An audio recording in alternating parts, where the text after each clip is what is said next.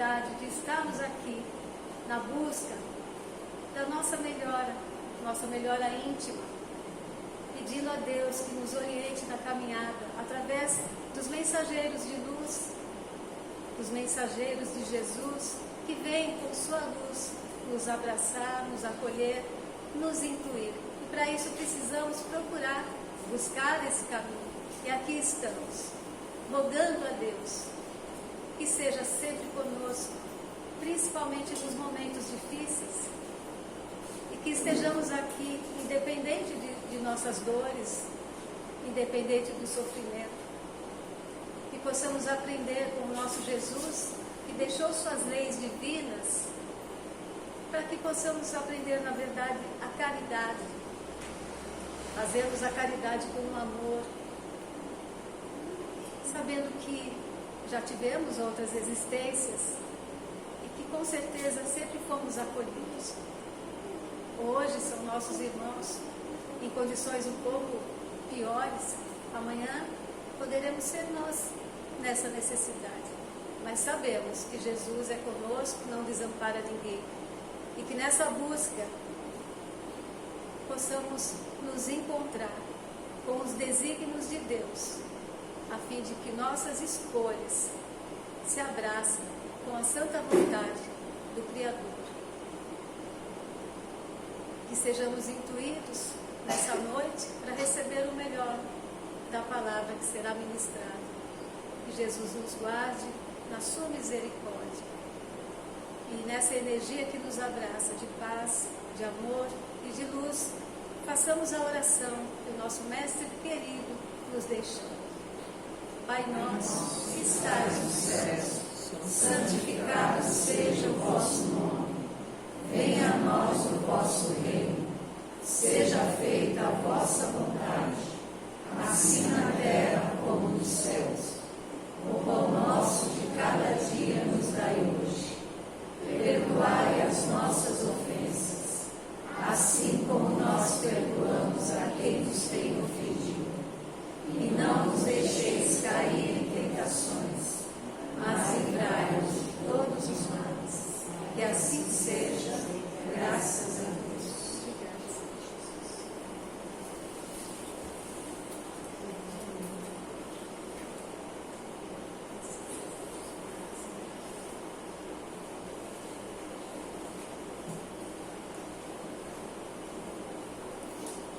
Boa noite a todos. Boa noite. Sejam todos bem-vindos. Vamos lá à nossa leitura de hoje. O Evangelho segundo o Espiritismo, capítulo 5, Bem-aventurados os aflitos, item 6, que traz para a gente orientações, informações sobre as causas anteriores das aflições. O homem nem sempre é punido ou completamente punido em sua existência presente, mas nunca escapa às consequências de suas faltas. Nossa reflexão: expiação é prova, mas nem toda prova é expiação. Um livro novo que traz para a gente um título bem sugestivo, o Evangelho no Lar, uma leitura, digamos que necessária. Sempre que tiverem a oportunidade, façam um lar com uma única pessoa, com várias pessoas. Não se intimidem com quem está com você fisicamente. A espiritualidade vai garantir bastante presença. Quando sentimos o pulsar da mensagem de Jesus e já começamos a analisar o porquê de nossas dores e aflições, iniciamos nossa caminhada progressiva.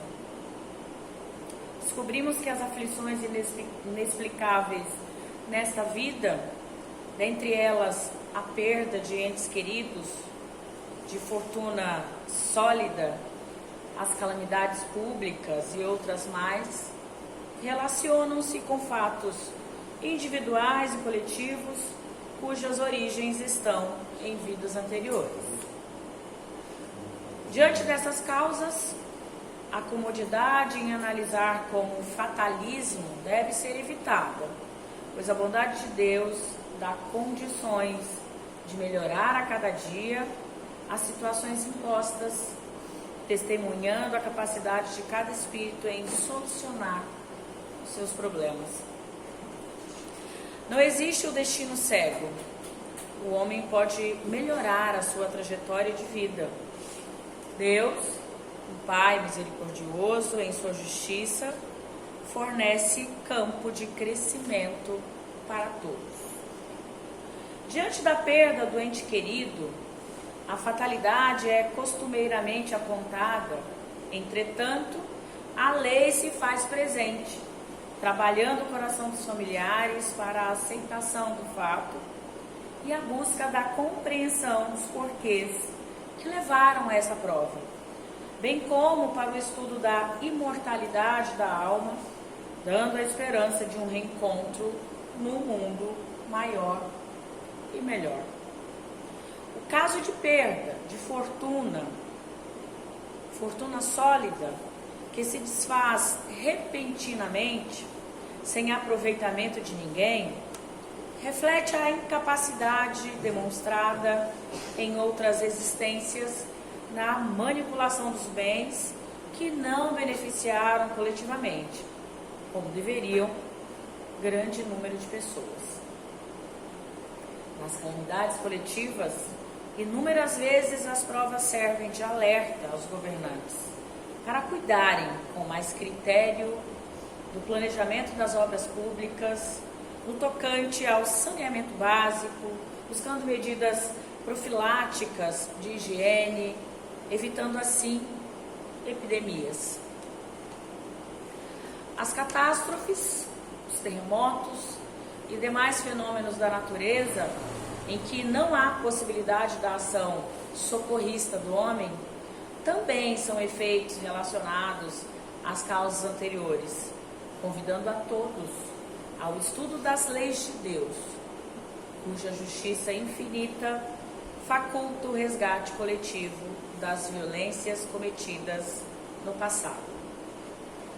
Vândalos de outrora, integrantes de hordas de bárbaros que violentavam e matavam populações humildes e tranquilas, invadindo suas aldeias para saquear, hoje retornam ao cenário da vida como vítimas inocentes, sofrendo a mesma violência.